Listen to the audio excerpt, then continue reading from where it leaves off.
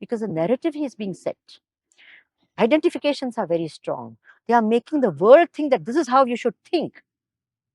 And if you don't think, something is wrong with you. Whereas we, either in trying to be politically correct or just not having an identification or just too shy or too withdrawn, or we just don't, the Kshatriya blood in us has just disappeared. Namaste to all. In this episode, our Chief Editor Conversations Changemakers, Aparna Sridhar, engages in a beautiful conversation with Swamini Vimalananda, who is a senior disciple of Gurudev Swami Chinmayananda. She has transitioned from a career in architecture to a profound spiritual journey. Her reflections on life led her to explore the sacred inner space through the Chinmaya Mission Vedanta Course. Her passion for education shaped the Chinmaya Vision Programme, which aligns with India's National Education Policy of 2020. Leading the Chinmaya Mission Education Cell for 25 years, she has impacted millions of lives. She is a dynamic leader and a dedicated spiritual practitioner, and her clear communication appeals to both intellectuals and spiritual seekers alike. Her deep knowledge and aesthetic sensibility enriches all her endeavors. As a prolific writer, Swamini Vimalananda has authored works on Vedanta, Indian culture, educational theories, and child centered activities, and she continues to inspire and guide seekers worldwide. This conversation explores the amazing mind of a Swamini, where she tries to address many pertinent questions about Hindu identity, like, are we Hindu by birth? Are we Hindu by belief? And what are Hindu beliefs? So let's directly get into this conversation to introspect where we stand in our own belief system.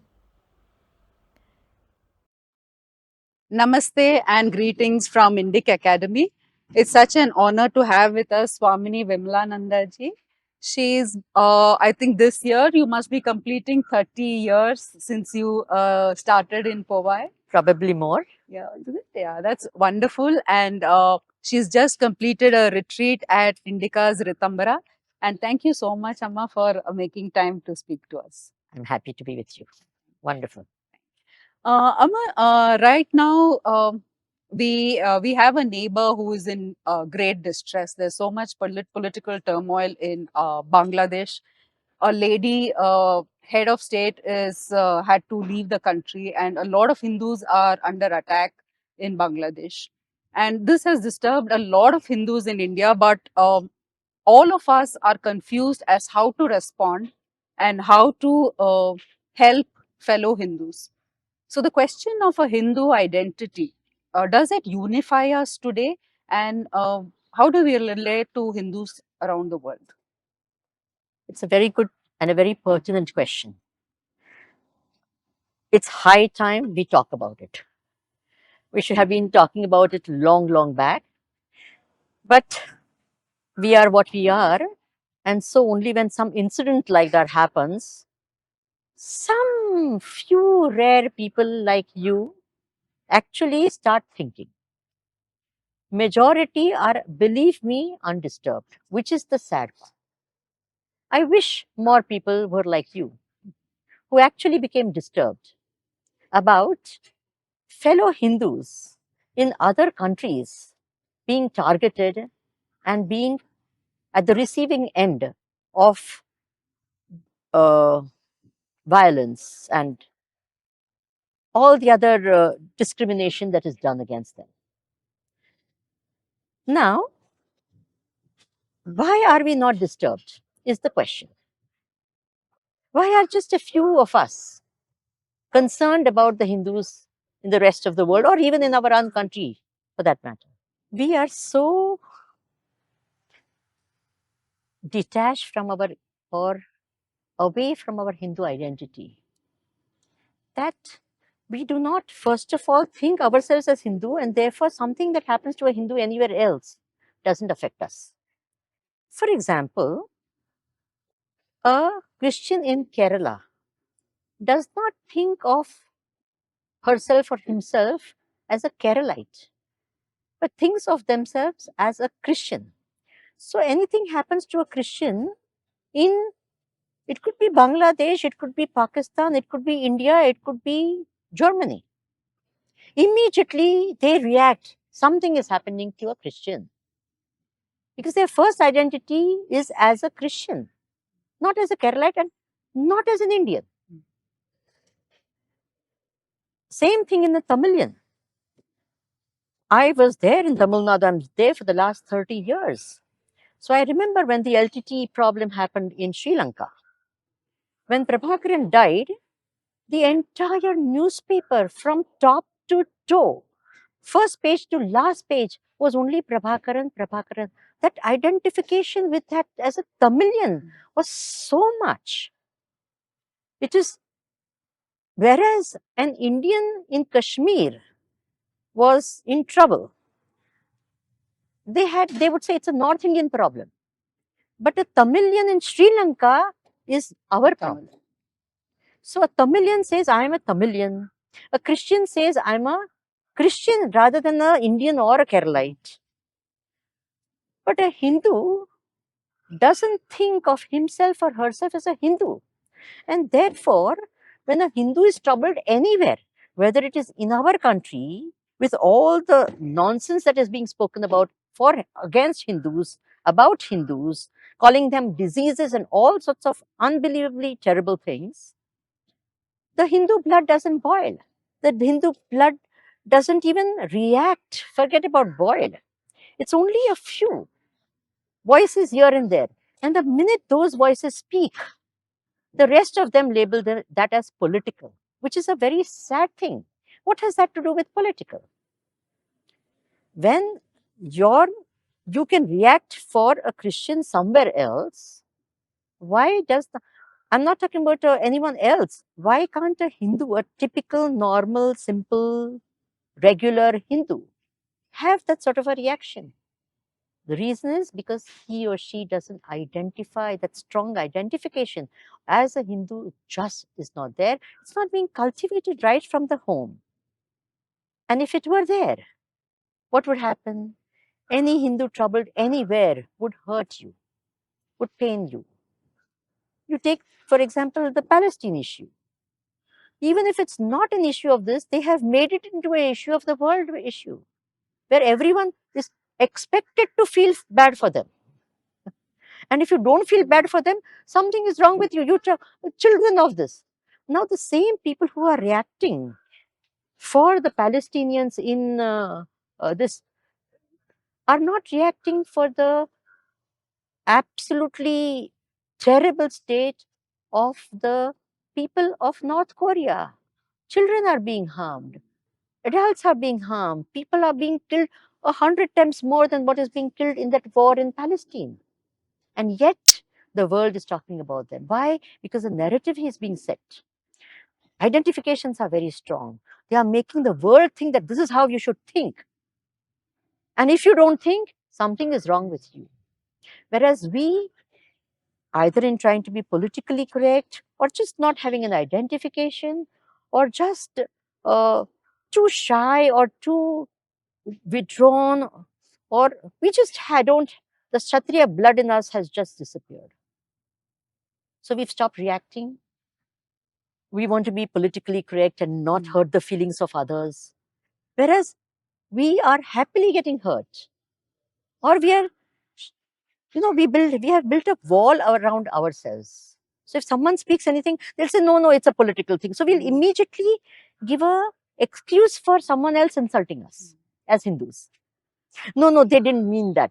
We should not take it very high. In our Sanatan Dharma, it is said we should not react. So we'll give some sort of a silly, made up, philosophic reason for not reacting, not identifying as Hindus, speaking up for other Hindus, supporting other Hindus anywhere. So a Hindu feels helpless if he's in Bangladesh. Which Hindu is going to come to help the Hindu of Bangladesh? Which Hindu has ever done anything for the whole country of so many billions? What have we done for the Hindu of Pakistan? We don't do anything. Because then, if at all some stance is taken, it is called political, it's called the agenda of a particular party, and all sorts of things like that. In a single Jew anywhere in the world, if it's targeted one Jew, the entire Jewish community stands up for that person. It becomes a issue at an international level. It is talked of, it is broadcasted, it is on the social media. Same thing for Christians, same thing for Buddhists and everyone else. But we Hindus are Mahapurushas. We do not react. But Swami, we were not always like this.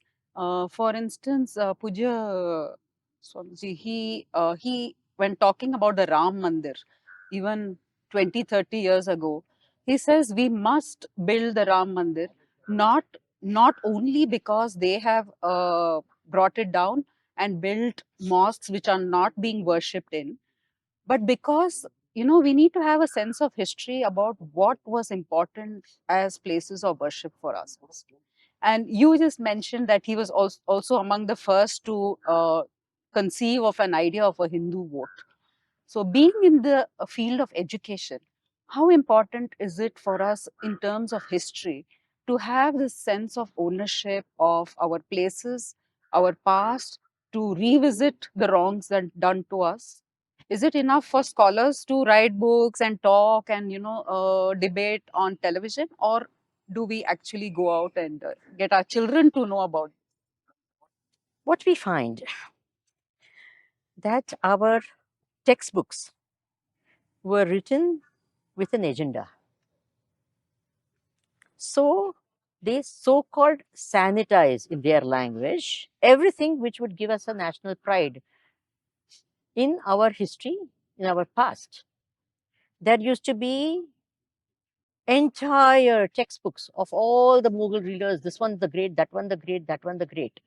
And the entire glorious period of the Gupta dynasty, which was the golden period of history, would be one small little chapter at the end of the whole thing where everyone is great. So all of us, through our education, grew up to think what? Nothing. In our entire history, someone as great as Shankaracharya is never mentioned. They have changed the history of the country. They have impacted the history of the country. It's not just kings who impact the history, it's religious people who impact the country as much, and especially since our country is a religious country. It has got the strong basis of spirituality and religiosity, and our entire history is based on all concepts. The Western country also, like Christianity, plays such an important role in all these Christian countries. Islam plays such an important role in Saudi Arabia. Can you take out Islam from Saudi history? Whereas we conveniently took out Hindu Dharma from our history books. So children grew up with nothing.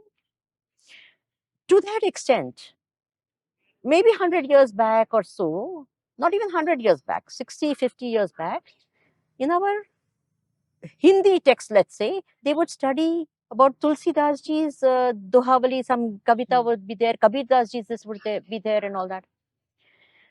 They used to study Ga Ganesh ka Ga. Now they say Ga Gadhe ka Ga. Now you see this whole thing. Like, you've taken out the very essence. And in the process of taking this, calling it religious, you have taken out the value systems, the entire culture, everything we have taken out. So this is one thing. So, and when the government tries to bring it back, then they say hidden agenda and all sorts of wrong things without understanding how important for us to go back and own our culture and country history and be proud of it. And it's not just that the past, see, our identity as an Indian has so much to do with us being something special. See, just as an identity of an American, being an American is so vital for that country. And they zealously hold on to Protect. that. Now, my identity as an Indian, from what does it come? That I speak English well? That I am educated? I mean, what is my identity as an Indian? That this geographic area is the only identity? I am what I am because of this wonderful thing that I carry, the culture, the values, the entire customs and traditions and, languages and richness. And this is me. This is me as an Indian. Now, if this is not, and it is not some superficial thing of putting mehendi, this is an outer thing. Or doing a garba ras or wearing a traditional dress. These are outer symbols of something which is much, much deeper within. The culture, for example, very classic, this is of the namaste. Now, somewhere you just do this namaste as a, like to show that I'm an Indian, namaste. But this simple gesture of namaste is conveying something so beautiful, that the self in you and the self in me is one. And to that self, I bow down. Now, this highest and the most beautiful thought in a simple gesture like this is lost, because I'll say, hello, how are you? Now, what has happened? There's nothing wrong in saying hello, but what have I lost in the process of what I have got? In trying to be one with someone which is there, I've lost this beautiful idea and concept each time I do it. I'm acknowledging. When I acknowledge you, I say Hari Om, Jai Ram Ji ki. These were the greetings. Now, when a hi has nothing to do with my entire. So, what am I trying to, what am I losing in the process of what I'm trying to get? If I'm getting something better, higher, nobler, or even if I'm making myself more, uh, universal by my this, what can be more universal than accepting a complete, even my enemy, saying that even your Atma and my Atma are the same? There cannot be anything more universal than that. High cannot make you universal. This inner thought can make me actually be a universal person. So what are we losing in the process of what we are getting is what we have to seriously think. So yes, education is a very, very important thing. The home is where we have lost a lot of things. So we have to get this values and culture and everything in the home, as much as in the public life, in this. Also, just as we respect others' culture and traditions and values, and whether it's outside India, this and all, and within different religions, we should demand that others also respect us. We should not allow others to get away with insulting everything we believe in. That is not being tolerant. The word tolerance in our Sanatan Dharma has been very wrongly constituted, means you take nonsense. But if you speak anything, you have to not hurt the feelings of others. Others have every right to hurt your feelings, but you should not hurt the others' feelings. These type of things don't work anywhere in the world. If you suppress something for too long, it blows off. Look at what is happening right now in UK. Do you think this uprising that is happening is because 3 children were killed? This is only the final trigger. It must have been boiling in their minds for a long time. For it to manifest in this form of an anti-immigration stand or an anti-Islam stance, it cannot be just because this particular incident happened that this thing happened. No, it must have been going on and being in the minds of people. What is happening? What is happening to our culture? What is happening to the people over here? Why are they getting away with this? What are they doing here? So it must have been there for a long time. And no one would have seen the pulse of those people over there. And now when it comes up, you say, oh, just for this, you all are doing this. It's not true. Same thing for the Bangladesh. It must have been happening, brewing were for a aware. long time, Mhm. and no one did anything about it. The powers to be did not take cognizance of the feelings of the people, and this is what happened. Final trigger. Mm. So it's not that that particular thing triggered. Mm. It until unless something it must have been boiling in their hearts, this could not have come up in the. So until unless we understand that we are continuously exploiting. I think India is the only country in the world where the majority is being suppressed. Right. Or not vocal. Or is not vocal or not allowed to. Yeah. And if the minute they say they are communalist, they are Right wing. right wing, and all these things are, labels are put Yeah. on them. It's a crazy. Yeah. Where everywhere else the majority has their own narrative.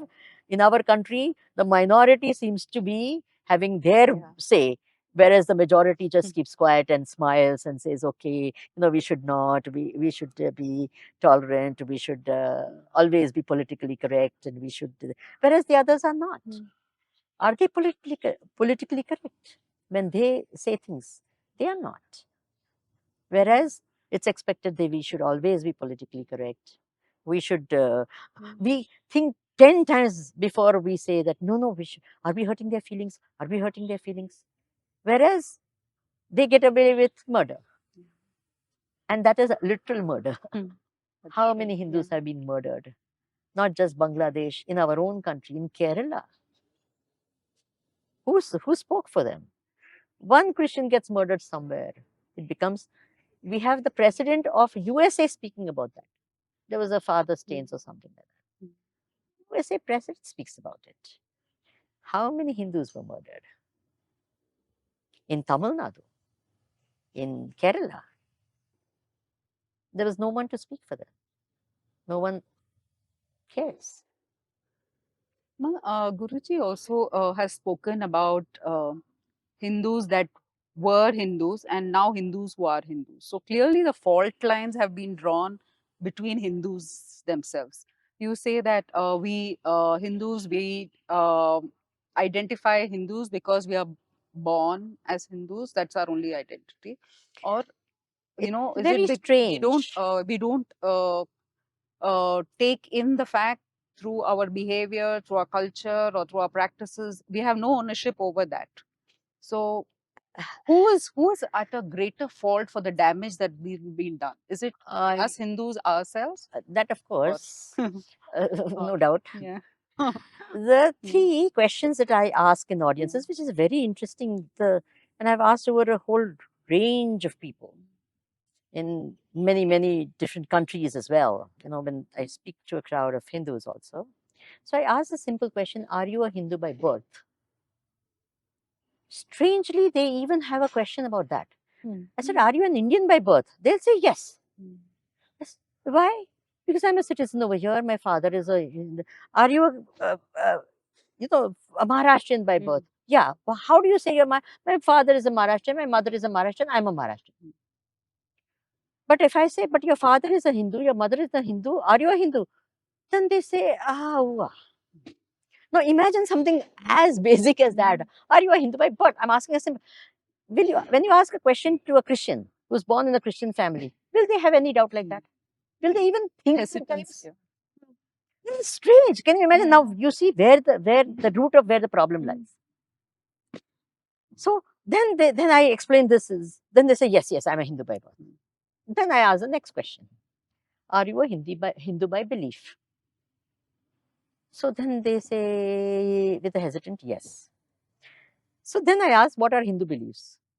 They're stumped again. So we don't know 1, 2, 3, 4, 5, 6. These are Hindu beliefs. We believe in the karma theory. We believe in the, one God. Now I ask another question. Do we believe in one God or many gods? Then the very fact that there are two answers shows that there's something fundamentally wrong. No Christian is ever going to have a doubt. There will be only one answer, whether it's a Christian or a Muslim or anyone else. But a Hindu, you ask, some will say one God, some will say many gods. So something so fundamental and basic about our dharma, we don't know. Then we have to explain, these are Hindu beliefs, 1, 2, 3, 4, 5, 6. This is what this and all. Then the next question I ask is, are you a Hindu by practice? the number becomes drastically less. Mm. You understand? Mm. Drastically less.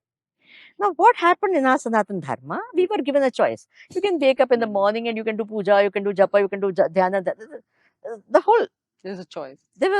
we thought it was a choice. Mm. All this. The choice was between doing this and this and this. We are Mahapurushas. We end up not We doing. thought the choice was between doing and And not not doing. doing. And what do you think we chose? Obviously Not doing. So we became non-practicing Hindus. The minute you're a non-practicing Hindu, your identity of a Hindu becomes completely less. You get it? The minute you become a non-practicing Hindu, what happens? So these three fundamental questions: I'm a Hindu by birth, I'm a Hindu by belief, and I'm a Hindu by practice. Your identity becomes strong. Otherwise, and this can be cultivated in the homes, has to be. What happens? I'm in Tamil Nadu for the past 30 years, so I know. They feel that practicing their religious, with all the namams in the world, they will be there. But then it's a home thing. But being a Tamilian, it's a forefront. You can't hurt my feelings there. Can you imagine? It is difficult to think that how a person could. The New Year was changed and no one spoke a word in Tamil. Government, no one spoke. What they said, interesting. They say, let them celebrate it there. Let the government say, we will go to our temple and celebrate there. Meaning, we won't object to you doing this to us. See how passive. Try to change anything in this Islam or Christianity. Try. You will have an uproar from the world.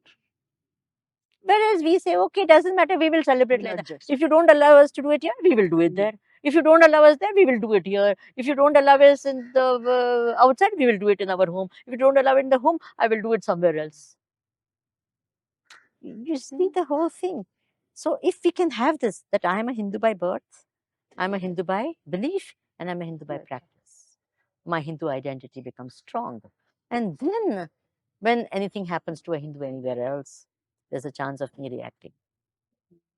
No, you say that everything starts at home, and one of the central forces at home is the mother. But we also have had this issue of ideas going from here outside and coming back as newfangled ideas, and we are totally mesmerized by it. And one of it is the feminist movement. But we ourselves call our Shastras Shruti Mata. We have the concept of Gharbinis and women listening to scriptures when carrying the child. We have the Kino Upanishad where Uma Devi is explaining Brahma Vidya. Brahma Vidya to Indraj. So that we are not aware, that we do not accept. We go for rights of women, we go for equal treatment because it's come from outside. So how do we look at being a very See, revered I have my own guru? thoughts on this issue. When I say something, it's going to be a little shocking to you, but this is what I believe. Men are from Mars, women are from Venus. It's a fact. We think differently. And I never question anything that God has made, because He's made it out of His intelligence, which is far, far beyond any human this. So the difference is made for a reason. So I don't want to make us equal. I believe let us celebrate the differences. And let me be very, very comfortable in my skin as a Indian. Just because I'm a woman, I'm no less in terms of inferior or this. The man is not superior, the woman is not superior, even the woman is not superior. There is no, they are different. There are characteristics in a man which are wonderful, there are characteristics of a woman which are wonderful. And Bhagwan has made this Ardhanarishwara concept itself shows that both of them are the yin and yang of this universe. Without this Shiva Shakti, coming together, this universe is not going to be possible. So there is a beauty in a man, there is a beauty in a woman. As far as equal rights in terms of the opportunities and all are concerned, yes, there should be opportunities, must be given equally in terms of this, in the law and all of that. There is no doubt about it. But as far as trying to become equal in terms of this, then it creates a tension. See, now supposing just the two of us, let's say this, if I feel superior to you and you feel equal to me, now what will you do? You will try to make me realize that no, you are equal to me, you're equal to me. And I will say, no. So I'll keep on trying to maintain I'm superior to you. You will try to maintain what is. You understand? Now, supposing I feel inferior to you and you feel equal to me. Equal problem. You say, no, you are the same. I say, no, I am not. You're understanding this whole, there's always the tension of all this thing. The superiority, inferiority is a completely crazy thing, which is all man-made. It is all in the minds of whoever. So I feel, supposing a man feels superior, according to me, it is his problem. Why should I make it my problem? I'm very clear about this. I'm not going to make someone else's problem my problem. You feel superior, it is your problem. Deal with it. Fantastic. You deal with it. It's actually your problem. Because you will never be happy feeling superior.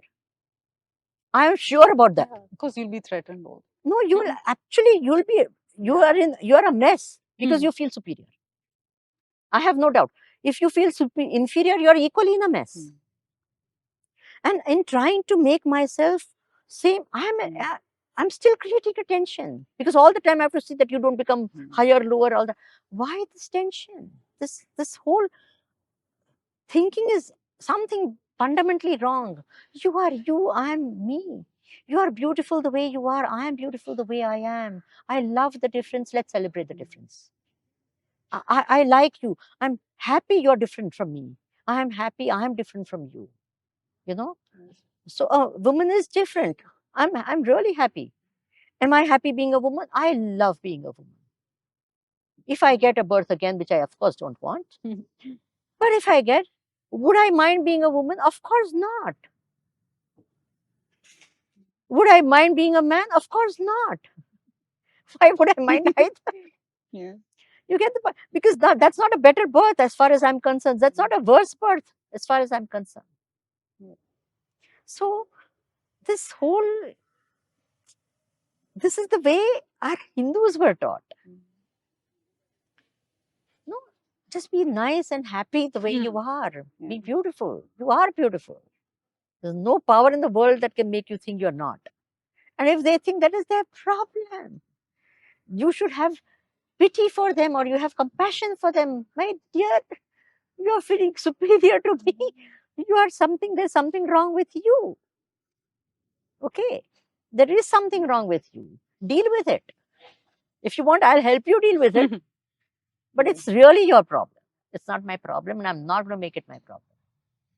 So if I'm very comfortable where I am, believe me, the other person starts realizing that all their airs or anything is useless because it's not going to work on me. See, your feeling of superiority can only remain there till I feel so inferior. If I don't feel inferior, your superiority is meaningless.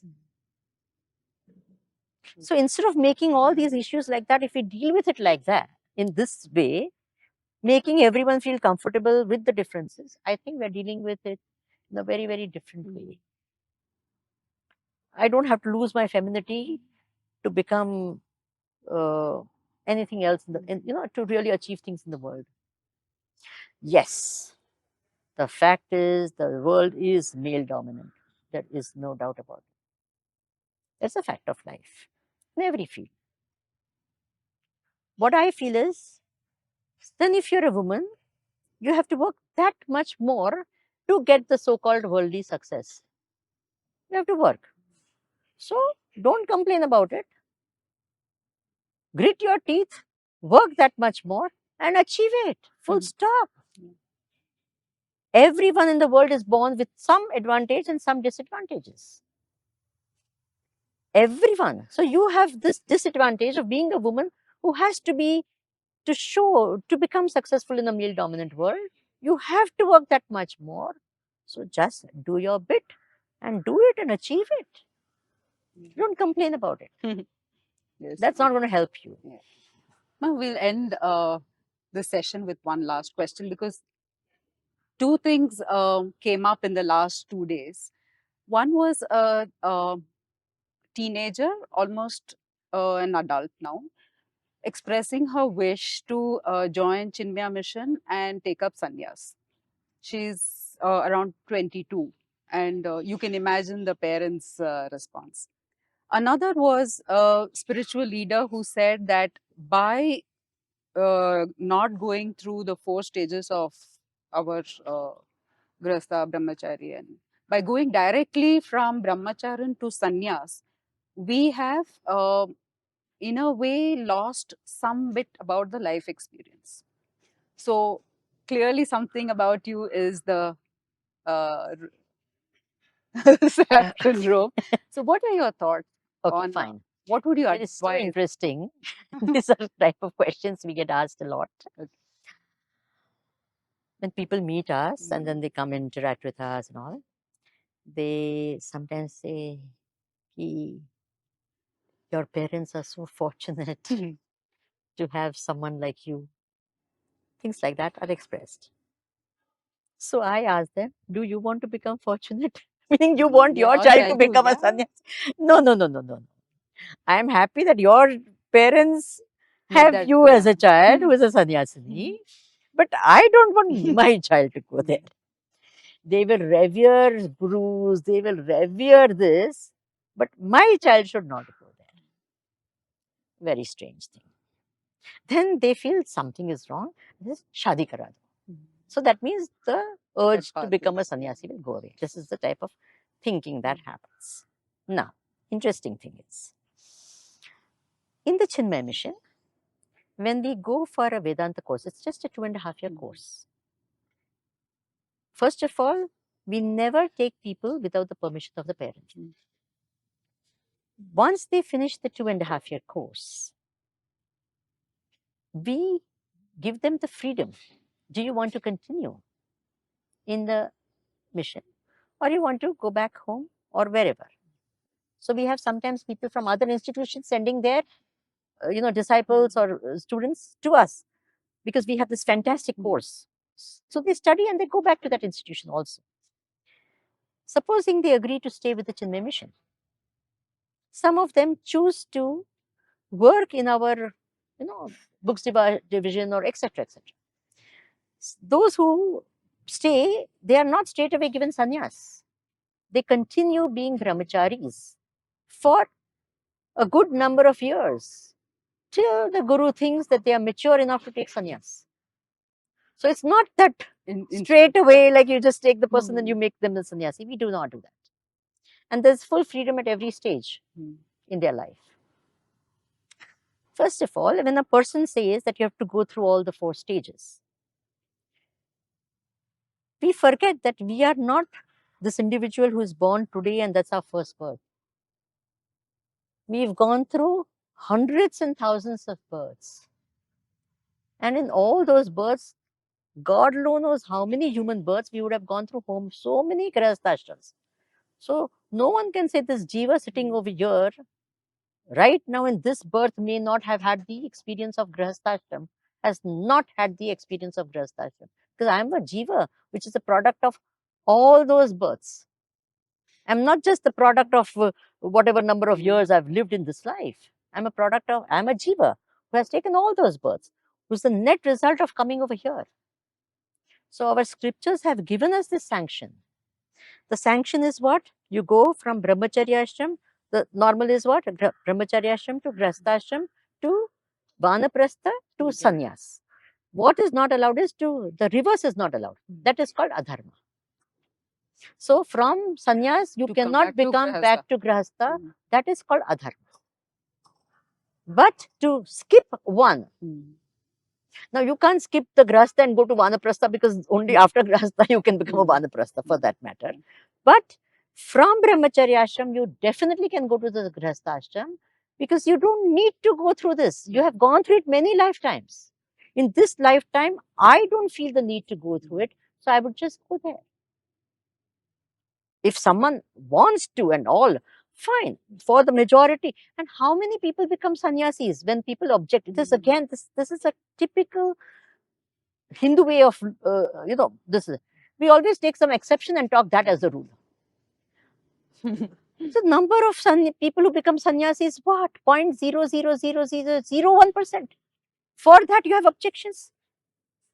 And what about the millions who go through life with the grihastha ashram, make a mess of the grihastha ashram, make a greater mess of the vanaprastha ashram, are never question of going to reach this? What about them?